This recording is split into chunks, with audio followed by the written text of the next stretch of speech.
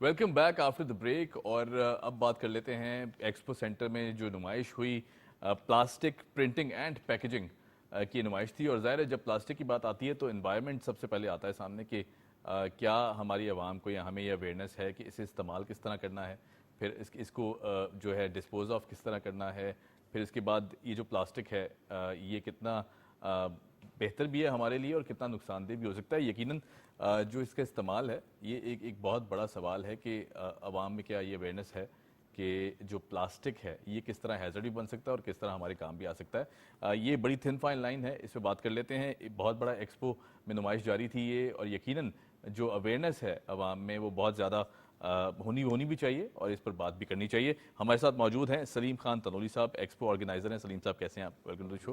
آپ کے ساتھ تشریف فرما ہے احتشام الدین صاحب, ایگزیبیٹر ہیں, پاکستان پلاسٹک ایسوسی ایشن سے بھی آپ کا تعلق ہے. سر کیسے ہیں؟ میں ذرا سلیم صاحب کی طرف آؤں گا. سلیم صاحب, پلاسٹک پرنٹنگ اینڈ پیکیجنگ یقیناً تین بہت اہمیت کے حامل یہ ڈومینز ہیں. یہ جو ایکسپو میں نمائش ہوئی, آپ کو کیا لگتا ہے کہ کون کون سے ایونیوز تھے جو ایکسپلور ہوئے, پھر اس کے بعد عوام کا جو ریئیکشن تھا وہ کیا تھا؟ بسم اللہ الرحمن الرحیم. بہت شکریہ having me. Plastic printing packaging ایک بہت ہی اہم سیکٹر ہے پاکستان کی اکانومی کا, اور نارملی پلاسٹک کو ایک نیگیٹو وے میں لیا جاتا ہے, بٹ اگر آپ دیکھیں تو آج اس پیکیجنگ کی وجہ سے آپ کا جو فوڈ کا جو ویسٹیج ہے وہ کم سے کم ہو رہا ہے. کم ہو گیا پاکستان میں آج بھی 20% فوڈ ویسٹ, اور اوور آل پوری دنیا میں اگر آپ دیکھیں تو اس کی تعداد کہیں زیادہ ہے. تو وہ بیٹر پیکیجنگ نہ ہونے کی وجہ سے ہے. تو بیسیکلی اگر آج دیکھیں آپ تو آج ریسائکلنگ کے اوپر بات ہو رہی ہے. آپ جو پلاسٹک اس کو دوبارہ سے ریسائکل کر کے اس کو استعمال کیا جا رہا ہے. تو اس نمائش میں تقریباً 250 سے زیادہ کمپنیز 15 ممالک سے انہوں نے حصہ لیا ہے, جس نے اپنی ٹیکنالوجی انہوں نے انٹروڈیوس کروائی ہے. اور لوکل مینوفیکچررز جو تھے فلیکسیبل پیکیجنگ سے انہوں نے اس میں بڑی تعداد میں حصہ لیا ہے. رائٹ, بالکل ٹھیک ہے. احتشام الدین صاحب, آپ کا تعلق کیونکہ پلاسٹک ایسوسی ایشن سے بھی ہے, میں آپ سے یہ سوال کروں گا. جس طرح سلیم صاحب نے کہا کہ اویئرنیس کی کمی ہے کہیں نہ کہیں, پڑھے لکھے بھی ہیں, تعلیم بھی ہے, سب کچھ ہے, لیکن شعور میں کہیں نہ کہیں یہ لیک کر جاتا ہے کہ جو پلاسٹک کا استعمال ہے اس کو کس طرح بہتر انداز سے کیا جا سکتا ہے. پھر ریسائکلنگ کا جو کانسیپٹ ہے میرے خیال سے یہ اس طرح نہیں ہم پروموٹ کرتے جس طرح ہم دیکھتے ہیں کہ ویسٹ میں خاص طور پر اس کو ترجیح دی جاتی ہے. ایسا کیوں ہے؟ بہت شکریہ آپ کا, اور بہت اچھا ایک آپ نے پروگرام کیا ہے کہ انوائرمنٹ کی اویئرنیس کے حوالے سے. ایکچولی کیا ہے کہ ہمارے ہاں چیز کا جو پلاسٹک کو سمجھ لیا گیا ہے کہ جیسے کوئی بہت ہی کوئی بری چیز ہے, جبکہ ساری دنیا میں یہ پلاسٹک جو ہے نا بہت استعمال ہو رہا ہے. پلاسٹک ایک ریپلیس مٹیریل ہے, اس نے بہت ساری چیزوں کو ریپلیس کیا ہے. لو کاسٹ ہے, آسانی سے ریسائیکل ہو جاتا ہے, کاٹیج انڈسٹریز کے اندر بہت زیادہ استعمال ہوتا ہے.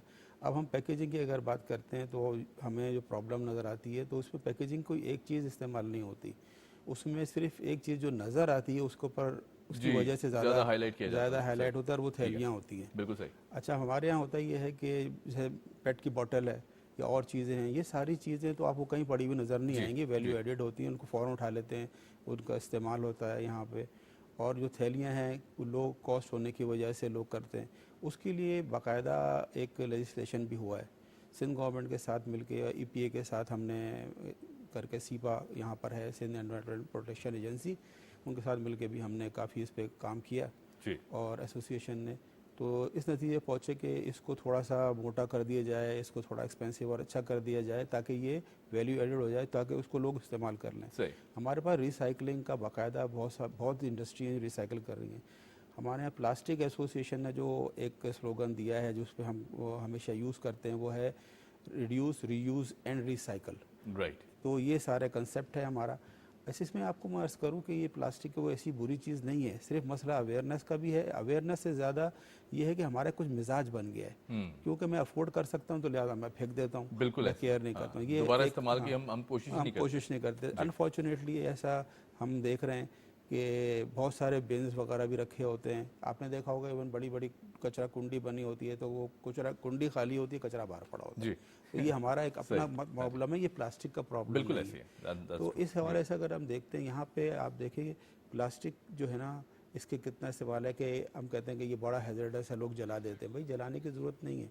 ابھی ہم نے اس پہ کام کیا اور کافی, تو آپ دیکھیں گے کہ اسلام آباد میں بھی اور ایون کراچی میں بھی یہاں پہ ایک روڈ بنائی گئی, उस रोड के अंदर जो जिसमें प्लास्टिक इस्तेमाल किया गया, जी बिल्कुल किया गया, बिल्कुल मैंने हमने कवर भी किया था। अच्छा, अब उसके अंदर जैसे आप जानते हैं कि प्लास्टिक जो वेस्ट था ना, बिल्कुल उसको हमने ऐड कर दिया। होता ही है कि जब आप रोड बनाते हैं बिचुमन के साथ उसको ऐड कर दिया जाता है। उसका फ़ायदा क्या है? सिर्फ उससे जान छुड़ाना मकसद नहीं है, बल्कि उसके बहुत फ़ायदे हैं। आप जितना प्लास्टिक उसमें ऐड करेंगे तो वेस्ट उससे, क्योंकि प्लास्टिक में पता है पानी पेनिट्रेट नहीं करता तो उसकी स्ट्रेंथ ज़्यादा होगी। पेट्रोकेमिकल है वो, उसमें उसका फ़ायदा क्यों हुआ कि इसकी जो मिनिमम आप देखें तो जो बेनिफिट वही आता है कि 3 फोल्ड उसकी लाइफ बढ़ गई जी, कॉस्ट रिड्यूस हो गई, यानी 3 टाइम्स लाइफ बढ़ गई, और it can go up to 15 times. Right, 15 times अगर आपकी रोड की लाइफ बढ़ जाए। देखिए हमारे यहाँ क्या हाल है कराची का, हर जगह खड्डे और वो बदनामी, ज़रा सी बारिश हो जाए हमारी प्रॉब्लम है।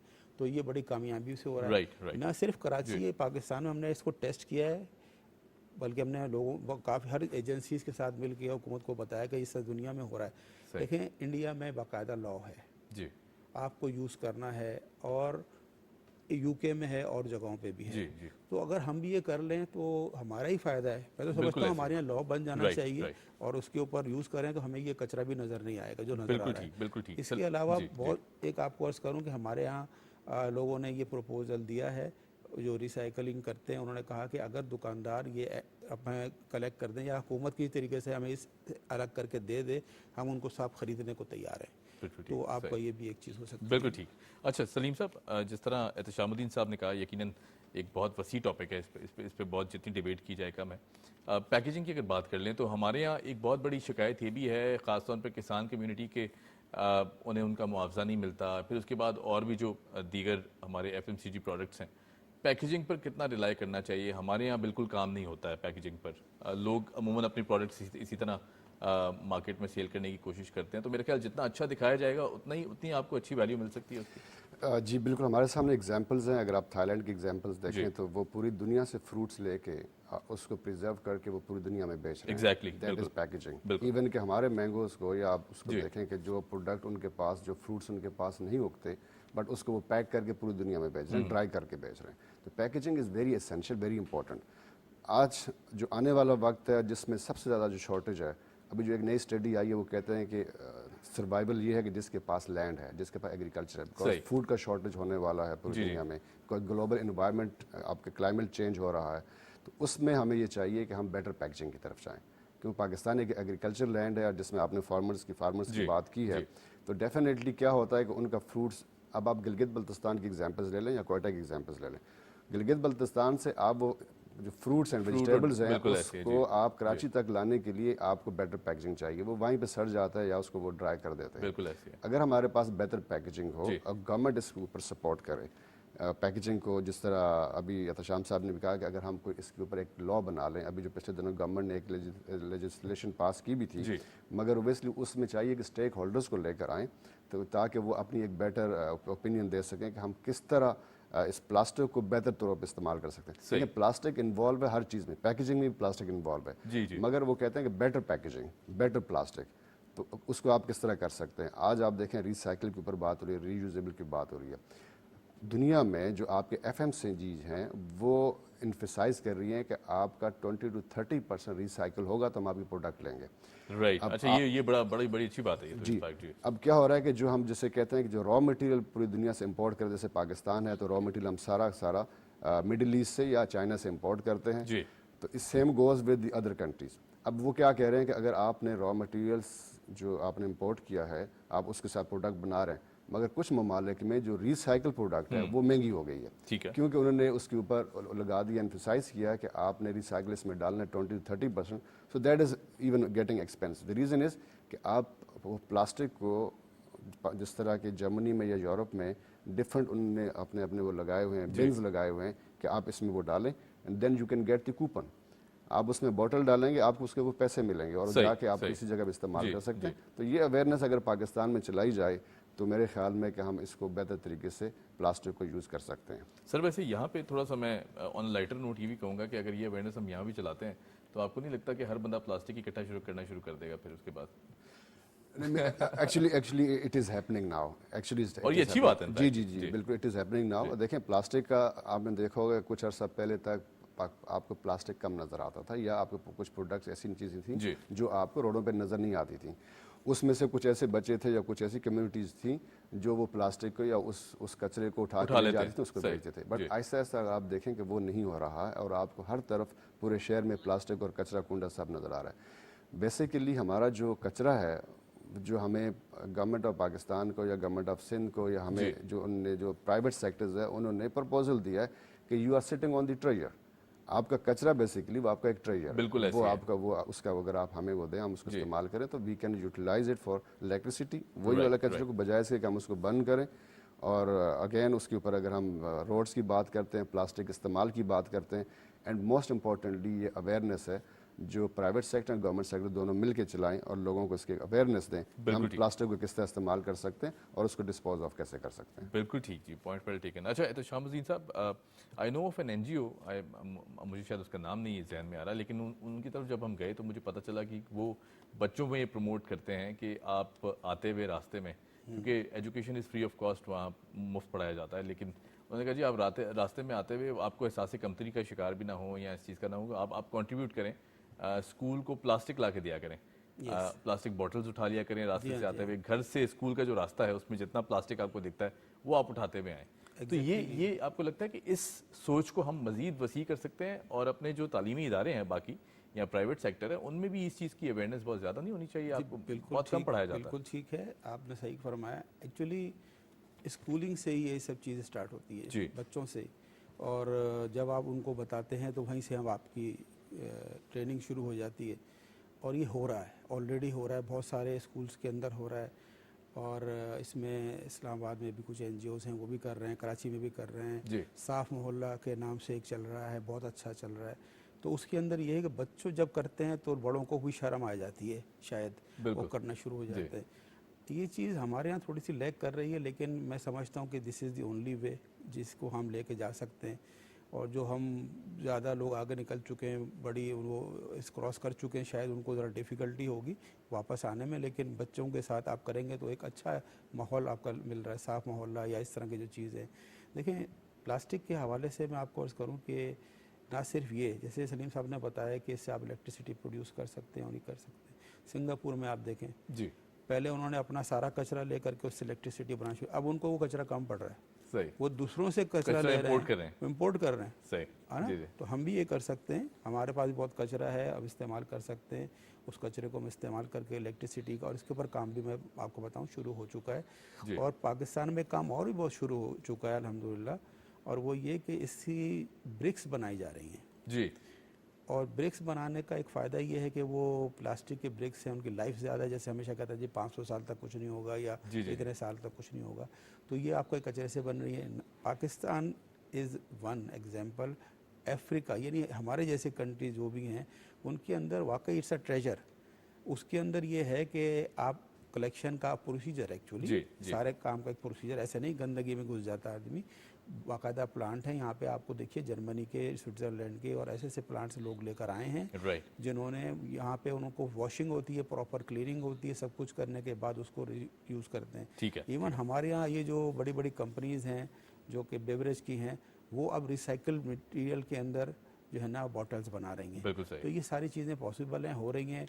मैं एज एन एग्जिबिटर, हमारी कंपनी जो है वो इंजेक्शन मोल्डिंग मशीन्स को प्रमोट करती है, बेचती है, तो उसमें जो आपने देखा थिन वॉल प्रोडक्ट होती हैं ट्रांसपेरेंट, जिसके अंदर बिरयानी या इस तरह की चीज़ें होती हैं, या इसके अलावा भी बहुत सारी चीज़ें होती हैं, तो वो उसके अंदर पैक की जाती हैं। तो वो प्रमोशन है सारी दुनिया में चल रहा है। बिल्कुल ठीक, बिल्कुल सही, राइट जी। अच्छा सलीम साहब, वक्त थोड़ा सा कम है हमारे पास और एक आखिरी सवाल करेंगे, फिर हम इसको रैप अप करेंगे। Expo plastic printing and packaging, आपको क्या लगता है कि जो आवाम का रुझान था, या फिर उसके बाद कौन कौन से एवेन्यूज़ हैं जो पब्लिक के लिए यहाँ खोले जा सकते हैं इस एक्सपो के थ्रू, क्योंकि ज़ाहिर है, या फिर अवेयरनेस किस तरह रेज़ की जा सकती है? मेरे ख्याल से आवाम को ये मालूम तो है अब कि उनके बेसिक जो राइट्स हैं या फिर सोशल उनकी जो रिस्पॉन्सिबिलिटीज़ हैं वो क्या हैं, लेकिन फिर भी कहीं ना कहीं कमी ज़रूर है इस अवेयरनेस में।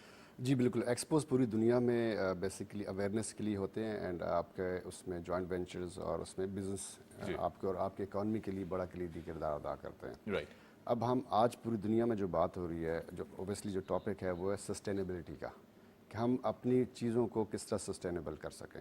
اور سسٹینیبلٹی کے اوپر اگر ہم دیکھتے ہیں تو ہم اویئرنیس کیسے کریٹ کریں گے ریسائکلنگ کے اوپر. جی. And recycling is the hot topic now.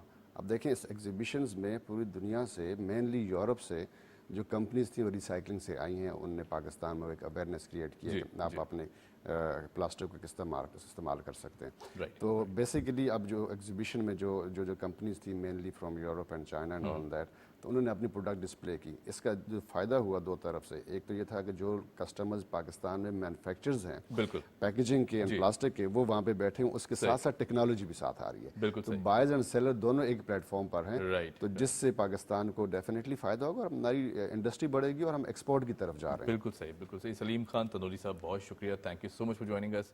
Ehtesham uddin صاحب آپ کا بھی بہت شکریہ, آپ نے وقت نکالا. یہاں لیتے ہیں ایک چھوٹی سی بریک کے بعد جب آئیں گے تو بات کریں گے پاکستان انڈیا کرکٹ میچ پر. Keep watching debate at.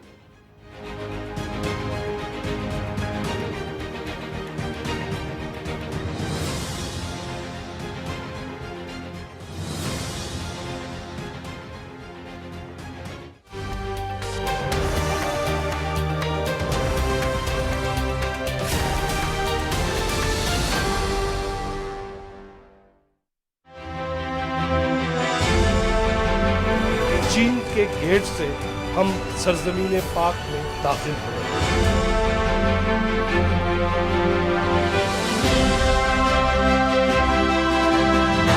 درگاہ بنائی جا رہی ہے جو دنیا کی تیسری سب سے گہری بندر ہے. دنیا بھر سے وہ ہیوی ڈیوٹی شپس جہاں آیا کریں گے, یہ تجارتی مرکز بنے گا. شاہ اللہ دیتا کہتے ہیں بدھا نے یہاں پہ اس غار کے اندر اپنی جو بھی عبادات تھی, اس حوالے سے یہ بڑی تاریخی جگہ ہے. قرآن پاک کے اوراق نہیں اجازت دی جا سکتی کسی کو اس کی توہین کرنے کی. اسی طرح چرچ کی بھی توہین کی اجازت نہیں دی. بڑی جامع کلچرل پالیسی ہے جو بیس کرتی ہے ہمارے ایک انتہائی انویبل کلچرل ہیریٹیج پہ.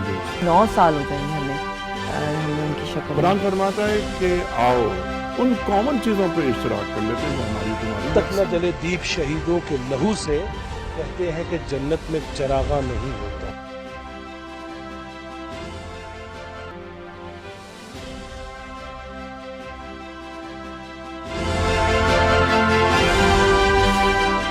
دیکھیے پروگرام چوتھا ستون ہر جمعہ سے اتوار رات 10:05 پر صرف پی ٹی وی نیوز پر.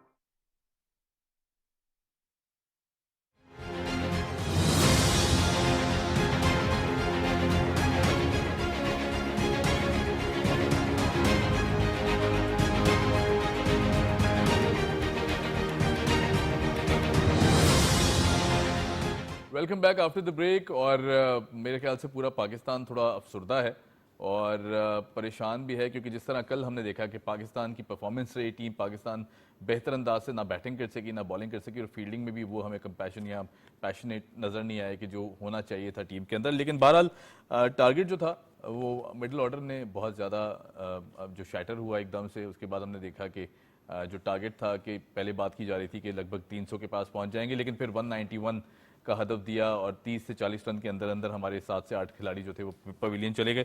انڈیا نے on the other hand outclass کیا پاکستان کو, چونکہ ظاہر ہے اسپورٹس مین اسپرٹشپ بھی یہ کہتی ہے کہ جی آپ ضرور تعریف کریں اپنے حریف کی. کل ان کی پرفارمنس ہم سے بہتر تھی, لیکن کمیاں کہاں تھیں, کیا وجوہات تھیں, پاکستانی ٹیم کے ساتھ ایسا کیوں ہوا؟ کیونکہ ایک بڑا ٹارگٹ چیز کر کے آ رہے تھے. ہمارے ساتھ موجود ہیں عمیر الوی صاحب, سینئر جرنلسٹ ہیں, سینئر اینالسٹ. عمیر صاحب کیسے ہیں؟ اور آپ کے ساتھ تشریف فرما ہیں جی جاوید اقبال صاحب, کسی تعارف کے محتاج نہیں, اسپورٹس جرنلسٹ ہیں. جاوید بھائی کیسے ہیں؟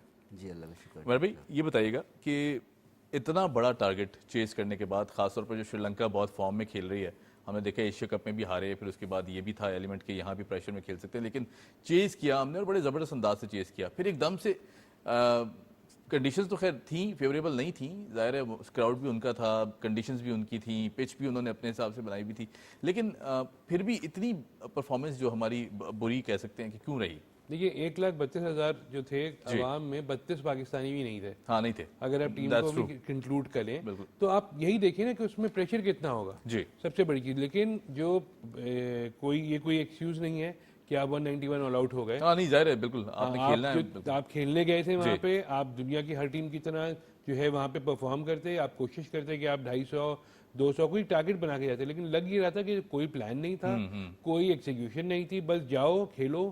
اور آپ نے مطلب ون ڈے کرکٹ کو جو ہے وہ T20 کا ایک بڑا فارمیٹ سمجھ کے جو ہے چلے گئے, تو وہ یہی ہونا تھا. مطلب میں تو ٹاس کے وقت ہی ایک صاحب سے بات ہو رہی تھی, میں نے کہا گئے اسی وقت باڈی لینگویج بتا رہی تھی یار آپ مطلب ٹھیک ہے ہم چیز ہم نے کر لیا ہے, ہم کوئی ایکسپرٹ چیزرز نہیں ہیں, ہم کوئی بہت بڑا ٹارگٹ دینے والے بھی نہیں. بالکل ہم 275 کراس کرتے ہیں, ہم مینٹلی ریلیکس ہو جاتے ہیں کہ ہم آؤٹ کر لیں گے, اور ہم آؤٹ کر لیتے ہیں صحیح, لیکن ہم 275 تو کراس کریں پہلے. بالکل وہاں تک پہنچتے تو صحیح. یہ بہت بڑی بات ہے. جاوید بھائی جس طرح کل ہم نے دیکھا, ہم انفیکٹ ہماری ایشیا کپ کی سے ہم یہ بات کر رہے ہیں کہ بالرز اس طرح پرفارم نہیں کر پا رہے, اس کی کیا وجوہات ہیں؟ کیا بالرز واقعی فٹنس کی بھی پرابلم ہے؟ کیونکہ ظاہر شاہین کی پیس ہی نہیں دیکھ رہے ہم, جو پیس پہلے ہوا کرتی تھی اس کی پیس نہیں ہے اب, اور ایک طرف نسیم شاہ جو ہے وہ ٹیم سے باہر ہیں, ان کی انجریز ہیں. پھر اس کے بعد حارث رؤوف کی بھی ہم دیکھتے ہیں کہ اچھی بال کرتے تھے لائن اور لینتھ, لیکن وہ بالکل نظر نہیں آ رہی. اس کی کیا وجوہات ہیں؟ دیکھیں پاکستان میں بالنگ میں تو ایشوز چل رہے ہیں, لیکن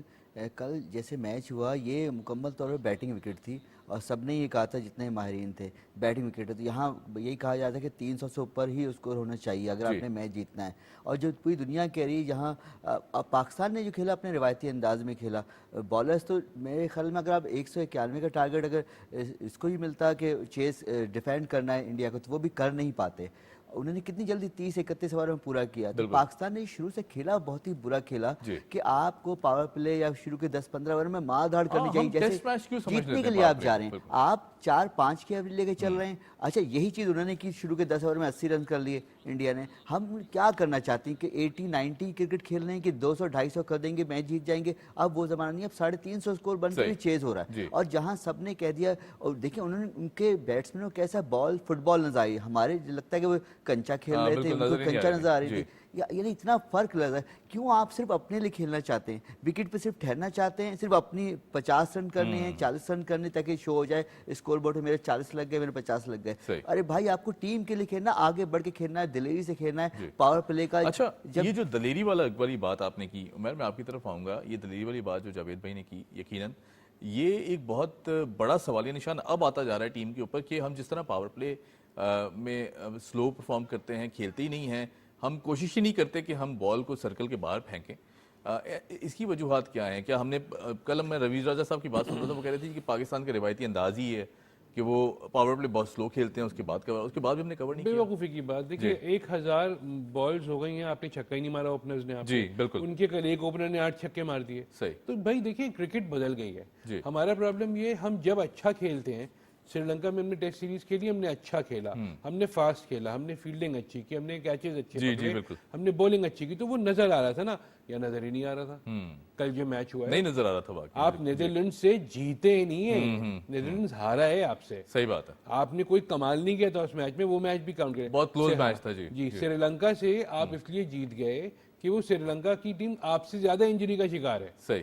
ان کے مین پلیئرز انجرڈ سارے پڑے ہوئے ہیں, تو وہ آپ اس لیے جیت گئے. کل آپ کا مین ٹیسٹ تھا. دیکھیے حارث رؤوف انجری سے واپس آئے ہیں. انجری کس کی وجہ سے بھی, آپ کی مینجمنٹ کی وجہ سے نا, جس کو آپ نے مینیج نہیں کیا. نسیم شاہ کی انجری کس کی وجہ سے بھی, مینجمنٹ کی وجہ سے بھی.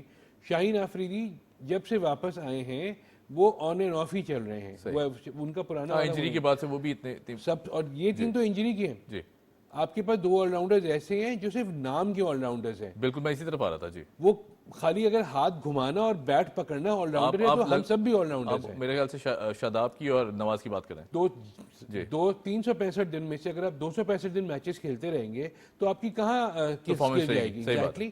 تو نہ شاداب کی جگہ بنتی ہے, اور نواز کی تو اس دن سے نہیں بن رہی جس دن ان کی ورلڈ T20 میں وراٹ کوہلی نے ان کی ٹھکائی کی تھی. صحیح. تو بھائی پرابلم یہ ہے کہ آپ ٹیم جب سلیکٹ کر رہے ہیں آپ کو یہ ساری چیزیں نہیں پتا. حفیظ نے کیوں ایک دن پہلے ٹیم اناؤنسمنٹ سے ریزائن کیا سینٹرل کمیٹی سے, کرکٹ کمیٹی سے؟ وجہ ہی ان کو اندازہ تھا کہ کیا ہوگا. آپ کے پاس عماد وسیم باہر بیٹھے ہوئے, آگے اسامہ میر باہر بیٹھے ہوئے, اگر دیکھا جائے باہر ہی بیٹھے ہوئے, کھلا تو نہیں رہے آپ ان کو. مسٹری اسپنر ہے آپ کے پاس ابرار, آپ اسے نہیں کھلا رہے. آپ کے پاس سائم ایوب, حارث موجود ہیں, آپ انہیں نہیں کھلا رہے. بہت بڑے بڑے نام ہیں جو آپ کوئی جدت نہیں کر رہے. مطلب 96 میں اگر سری لنکا جو تھی وہ اس نے اوپن کر دیا کالو وتارنا اور جے سوریا سے, تو وہ جدت تھی. آپ کے پاس کوئی جدت ہی نہیں ہے. آپ کے پاس امام بھی آؤٹ آف فارم ہے, آپ کے پاس فخر بھی آؤٹ آف فارم ہے, تو آپ لے کے کیوں گئے تھے؟ صحیح, بالکل ٹھیک. یہ بہت بڑا سوال ہے. میں اسی سوال سے ایک سوال آتا ہے ذہن میں کہ اتنے آؤٹ آف پرفارم بیٹسمین بھی, بالرز بھی, یا آل راؤنڈرز بھی, ٹیم کیا سوچ کے کمبینیشن بنایا گیا؟ کیا اس میں بابر اعظم کا اپنا کردار بھی ہے؟ کیونکہ ظاہر ہے جب مینجمنٹ سے بات کی جاتی ہے تو وہ بھی کہیں نہ کہیں صحیح کہتے ہیں کہ کیپٹن کی انفلوئنس بھی ہے اس میں. ٹیم کا اعلان ہوا تو ذکا اشرف صاحب نے یہ بتایا کہ ہم نے ٹیم جو ہے بابر اعظم کے کہنے میں بنائی ہے. ان کی خواہش تھی کہ ٹیم میں کوئی تبدیلی نہ ہو. ایک تبدیلی مشکل سے ہوئی, وہ نسیم شاہ کیونکہ انجرڈ تھے, ان کی جگہ حسن علی شامل کیا گیا.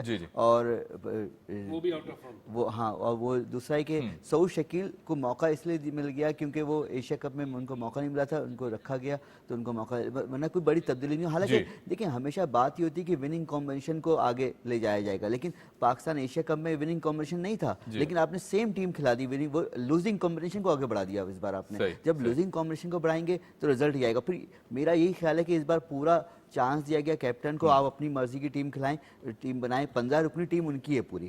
نظام الحق نے بھی یہ بتایا, چیف سلیکٹر جو ہیں پاکستان ٹیم میں, ہم نے کیپٹن کے اس پہ کیا ہے. اب میرا خیال ہے کیپٹن کا یہ سمجھے آخری ہی ہوگا ٹور اگر پاکستان ورلڈ کپ سے باہر ہوتی ہے. ابھی تک 6 میچ باقی ہیں, لیکن پھر بھی پاکستان مجھے لگ رہا ہے بہت برا ہارنے کے بعد. دیکھیں ہارنے کوئی بڑی بات نہیں, کوئی بری بات نہیں, آپ ہار جائیں, لیکن آپ لڑ کے ہاریں, مر کے ہاریں, آپ سب خوش ہوں گے. 1-2 رن سے ہاریں, کلوز ہو کے ہاریں. دیکھیں اگر 190 رن کا ٹارگٹ پاکستان کو ملتا ہے نا, میں شرط یہ بتاتا ہوں, یہ ٹیم جا کے 48ویں اوور میں اسکور پورا کرتی. یہ 30ویں اوور میں کرنا نہیں چاہتے. انڈیا نے 30 اوور میں 31 اوور میں اسکور پورا کر کے یہ کیا کہ انہوں نے اپنی ایوریج ریٹ بہتر کیا, اور پاکستان مائنس میں چلا گیا کیونکہ 20 اوور پہلے اسکور ہو گیا پورا. یہ پاکستان کے لیے اور نقصان دہ ہوا. ایک میچ کو آپ 2 بار ہار جاتے ہیں جب اتنے زیادہ آپ برے طریقے سے ہارے. اور یہی وہاں بھی ہوا تھا کہ 350 آپ کے خلاف بنے اور آپ 4-5 کی ایوریج سے شروع کر رہے ہیں, کھیل رہے ہیں. ابھی جیسے بات کی انہوں نے کہ کالو وتھرانا اور جے سوریا 96 ورلڈ کپ, تو انہوں نے ایک نیا اسٹائل دیا تھا, اس کو شروع کے 15 ماہ دھاڑ لگا دیتے, اور وہی اسٹائل ان کو ورلڈ کپ بھی جتوا گیا. تو ہم نے یہ سوچا نہیں کہ ہم نے شروع کے اوور میں کرنا کیا, وہی سلو کھیلتے ہیں کہ لوگ کہتے ہیں کیوں کھیل رہے ہو سلو یار, کیا مسئلہ ہے, کس بات کا پریشر آپ لوگ. آج جب اوپنر میدان میں آئے بیٹنگ کرنے تو اس سے پہلے کون آیا تھا, صرف امپائر آئے تھے, کوئی وکٹ نہیں گری تھی. آپ کس بات کا پریشر لے کے آتے ہو؟ اچھا ایک اور پرابلم, دنیا کی ہر ٹیم ورلڈ کپ سے پہلے کوئی نئی چیز کرتی ہے. ہم ورلڈ کپ میں سب کو خداحافظ کہتے ہیں. 2003 کے ورلڈ کپ میں وقار یونس کو کے ساتھ جو ٹیم بھیجی, وسیم اکرم ریٹائرمنٹ اناؤنس کر چکے تھے, وقار یونس واپس آ کے ریٹائر ہو گئے, سعید انور ریٹائر ہو گئے. 2007 میں بھی یہی ہوا کہ وہ تو باب بلمر بیچارے انتقال کر گئے, ورنہ جو آپ نے حرکتیں اس ورلڈ کپ میں کی تھیں, انضمام کا وہ آخری ورلڈ کپ تھا, یوسف کا آخری ورلڈ کپ تھا, آپ سارے اوور دی ہل پلیئرز لے کے گئے تھے. 2011 میں آپ نے اچھا پرفارم کیا تو سیمی فائنل میں جا کے آپ پریشر میں آ کے ہار گئے. 15-19 پتہ ہی نہیں چلا نا ورلڈ کپ ہوا ہے اور ختم ہو گیا. تو ہمارے ساتھ یہ پرابلم ہے. اچھا عمیر, اب یہ بھی بات کی جا رہی ہے کہ بابر اعظم پہ بہت سارے سوال اٹھ رہے ہیں, حالانکہ پلیئر دنیا کے بہت بڑے ہیں, نو ڈاؤٹ, ہم جتنی تعریف کریں اتنی کم ہے. دنیا کے بڑے بڑے پلیئرز کو ٹف ٹائم دیا انہوں نے, سٹیٹس بھی بہت اچھے, لیکن یہاں جب کیپٹنسی کی بات آتی ہے تو میرے خیال سے جو دوستی والا ایلیمنٹ ہے یہ اب سوشل میڈیا پہ بھی لوگ بہت بیش کر رہے ہیں کہ اب اس چیز سے آگے نکلنا ہوگا. جس دن انہوں نے کیپٹن بنایا تھا نا, اسی دن ہم کو اندازہ ہو گیا تھا کہ وہ ٹنڈولکر والی کیپٹنسی کریں گے. صحیح. جو ٹنڈولکر نے جو کیپٹنسی کی 2 سال, وہ کیا کی, وہ مطلب جیت رہے ہوں گے میچز, لیکن ٹنڈولکر کی اپنی پرفارمنس خراب ہو گئی. یہاں بھی ان کے ساتھ یہی ہو رہا ہے کہ ان کی اپنی پرفارمنس خراب ہو رہی ہے.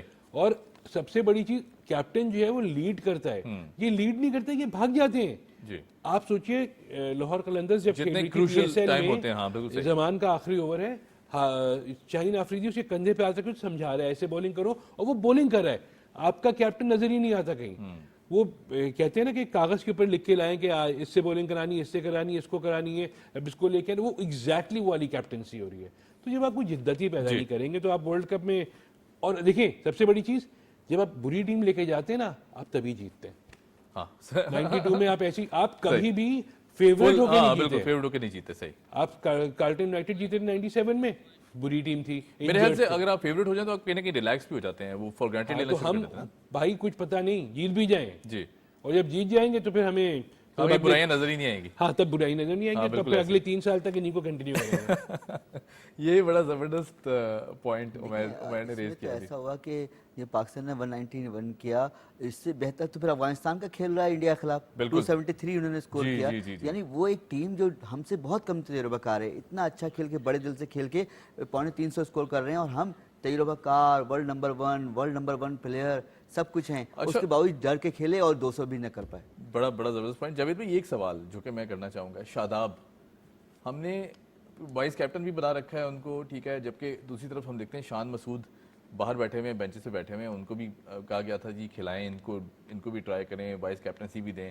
شاداب نہ بالنگ میں پرفارم کر رہے ہیں, نہ ان کی بال ٹرن کرتی ہے, نہ وہ کہتے ہیں جی کہ بیٹنگ میں بھی اگر دیکھیں تو میرے خیال سے پچھلے کوئی لگ بھگ 10-15 میچز میں ان کا ہارڈلی 100 اسکور بھی نہیں ہوگا کلیکٹیولی. ابھی آپ نے کیا وجوہات ہیں؟ ابھی آپ نے یہ بات کی ہے نا دوستی یاری, سب زیادہ اسی وجہ پہ الزام لگتا ہے کہ شاداب کو زبردستی کھلائے جا رہے ہیں, کچھ نہیں موقع مل رہا تھا, ایک کوٹا بنایا ہے کہ وائس کیپٹن کو اسی کوٹے میں کھلا دے رہے ہیں. کہ یار وائس کیپٹن تو کھیلے گا نا, وہ تو ضروری ہے وائس کیپٹن کا کھیلنا. اب بھلے پرفارم نہیں کر رہا ہے, سب سے زیادہ انہی پہ پوائنٹ آؤٹ ہو رہا تھا کہ پچھلے ایشیا کپ میں کہ ان کو ڈراپ ہونا چاہیے, ان کو نہیں شامل ہونا چاہیے تھا. کیپٹن نے اپنے بالکل ثوابدیدی اختیارات استعمال کرتے ہوئے ان کو شامل کر دیا. یہ میری ذاتی رائے ہو سکتی ہے, میں بھی رانگ اباؤٹ اٹ, کہ وائس کیپٹنسی کے زیادہ جو حقدار ہیں وہ رضوان نہیں بنتے, کیونکہ ایک اچھی سین وائس وکٹ کے پیچھے کھڑی بھی ہوتی ہے. پھر اس کے بعد شاہین خود ایگزیکٹلی جس طرح لاہور قلندرز کو لے کے چلے ہیں. دیکھیے پرابلم ہمارے ساتھ یہ ہے, وائس کیپٹن ہو کہ کیپٹن ہو, جب ٹیم پرفارم نہیں کر رہی تو اگر آپ اس میں بابر اعظم جگہ قائد اعظم بھی لے آئیں تو وہ پریشان ہو جائیں گے کہ یہ ہو کیا رہا ہے. بالکل ایسی ہے. آپ سوچئے نواز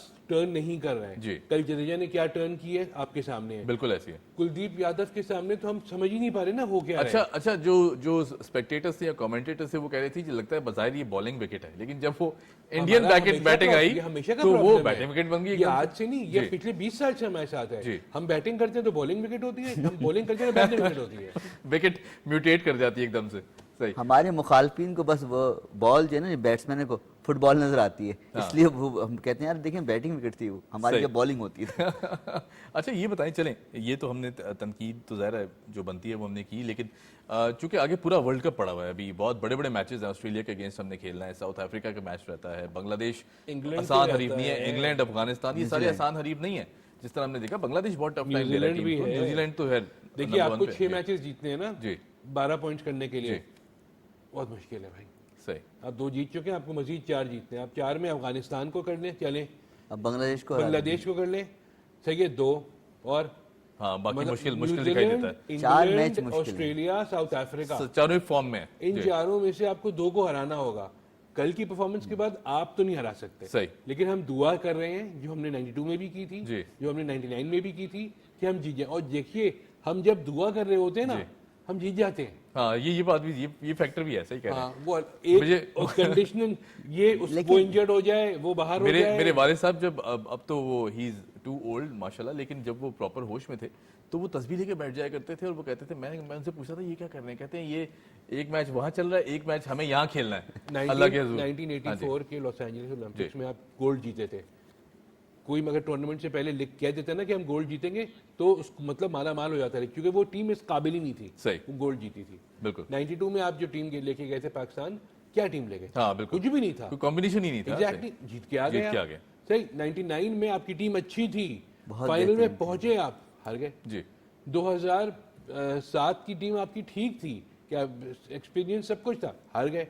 11 میں آپ اچھے خاصے فارم میں گئے, हार गए। अच्छा, ये जो मैं आप बता रहे हैं, हमने जो T20 वर्ल्ड कप जीता यूनुस खान की कैप्टनसी में 2009 में, किसी को भी यकीन नहीं था। एग्जैक्टली, मैं ये इसी तरफ आ रहा था। यूनुस खान को भी यकीन नहीं था। आज भी मेरे ख्याल से बड़ा मुश्किल से यकीन आता है। काफी लड़के वो थे जो टेस्ट प्लेयर थे, जो यंगेस्ट नहीं थे इतने, लेकिन बस क्लिक करते गए, खेलते गए। कैप्टनसी थी ना, हाँ, कम से कम कैप्टन तो था लीडिंग फ्रॉम द फ्रंट। आपको याद होगा कि उस टूर्नामेंट से पहले उन्होंने स्टील मिल्स में ले जाके पूरी टीम को ठहराया और बॉन्डिंग में यहाँ पे। बिल्कुल ऐसे। तो वो क्यों की थी? वो क्वींसलैंड खेल के आए थे ना, उनको पता था कि किस तरह ऑस्ट्रेलिया में खेलते हैं। यहाँ तो आप पूरा साल जो है वो T20 खेलते रहते हैं और फिर वर्ल्ड कप से पहले अचानक कहते हैं ओ वनडे में आ जाते हैं। सही। अच्छा, अगर ऑस्ट्रेलिया के मैच की डिस्कशन करें जावेद भाई, आपकी तरफ में अगर आऊँ तो आपको लगता है कि पाकिस्तानी टीम अंडर प्रेशर तो ज़ाहिर खेलेगी क्योंकि इंडिया से हार के हैं, लेकिन वो भी अंडर प्रेशर खेल रहे हैं ना। दूसरी तरफ वो भी पूरा हारे हैं, वो भी इंडिया से हारे हैं, साउथ अफ्रीका से हारे हैं, 2 मैच वो हारे हैं, लेकिन वो बाउंस बैक करेंगे। अगर पाकिस्तान ऐसे ही खेलता रहा तो वो पाकिस्तान के ऊपर हावी जरूर होंगे।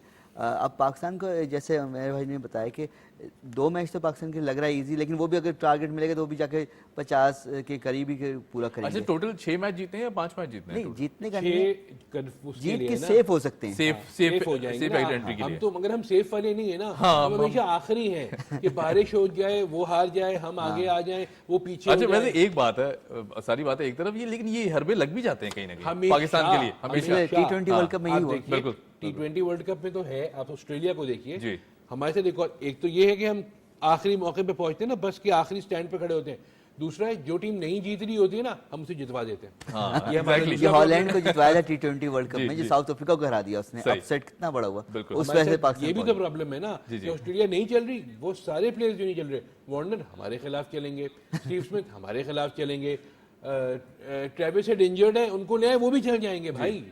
ये प्रॉब्लम है। अच्छा, कल की मैच की अगर हम बात कर लें जाते जाते, कोई आखिरी मिनट है हमारे पास, क्विकली, कल जिस तरह सपोर्टर्स उनके रहे इंडिया की तरफ से, स्पेक्टेटर्स जो थे, हॉस्टाइल कंडीशंस थी, एकदम से खामोशी हो जाती थी जब कोई चौका लगता था हमारा, या हम डबल बना लेते थे, या बॉल निकल जाती थी सर्कल से बाहर।